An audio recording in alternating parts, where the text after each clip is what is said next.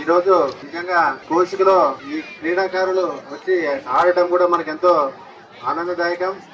అది మన జిల్లా తరఫున మన నియోజకవర్గం నుంచి ప్రెసిడెంట్గా ఉండటమే ఈరోజు వీళ్ళంతా కూడా ఇక్కడ వచ్చి ఆడుకోవడం జరుగుతుంది. మన మంత్రాలయం నియోజకవర్గంలో క్రీడలు కూడా చాలా మంది ఉత్సాహం చూపుతున్నారు. అదే విధంగా మన కర్నూలు జిల్లా నుండి కూడా అందరూ కూడా నలుమూల నుండి ఇక్కడ వచ్చి ఆడటం కూడా చాలా సంతోషం.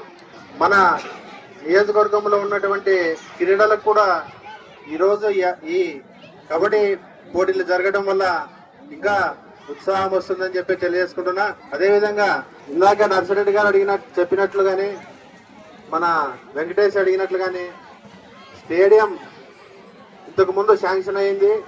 లాస్ట్ 2019లో అనివార్య కారణాల వల్ల మన గవర్నమెంట్ పోవడం, అది క్యాన్సిల్ అవ్వడం జరిగింది. మళ్ళా లోకేష్ బాబు గారిని, ముఖ్యమంత్రి గారిని అడగడం జరిగింది. వాళ్ళు కూడా మొన్న ల్యాండ్ చూడడానికి పంపించడం జరిగింది. ఏదైతే మన ముందు కోసికలో రైల్వే గేట్ అవుతున్న కెనాల్కి దగ్గర ఉందని చెప్పి వాళ్ళ ల్యాండ్ని సెలెక్ట్ చేసుకోలేకపోయారు.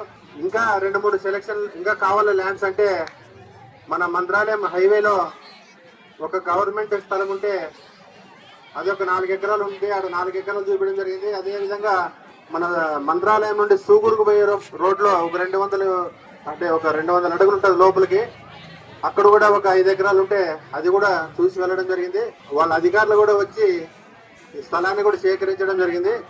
త్వరలోనే మళ్ళా ముఖ్యమంత్రి సార్ దృష్టికి తీసుకెళ్లి ఆ స్టేడియాన్ని ఎలాగైనా మన నియోజకవర్గానికి రాబట్టాలని, ఎందుకంటే గత మన గవర్నమెంట్లోనే శాంక్షన్ అయ్యి క్యాన్సిల్ అయింది కాబట్టి సార్ దృష్టికి తీసుకెళ్లాను. ఖచ్చితంగా తీసుకురావాలనే ప్రయత్నంలోనే ఉన్నా. ఖచ్చితంగా తీసుకొస్తానని చెప్పి తెలియజేసుకుంటున్నా.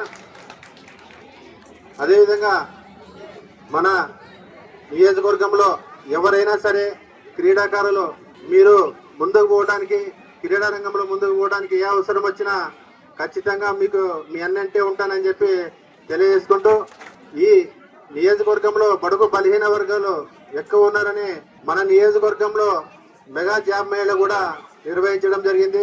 యువతులకు అందరికి కూడా. అది ఈ నెల 27వ తారీఖు మన కోసిక మండలంలో మౌంట్ కార్మెంట్ ఆవరణలో మెగా జాబ్ మేళ కూడా జరుగుతుంది.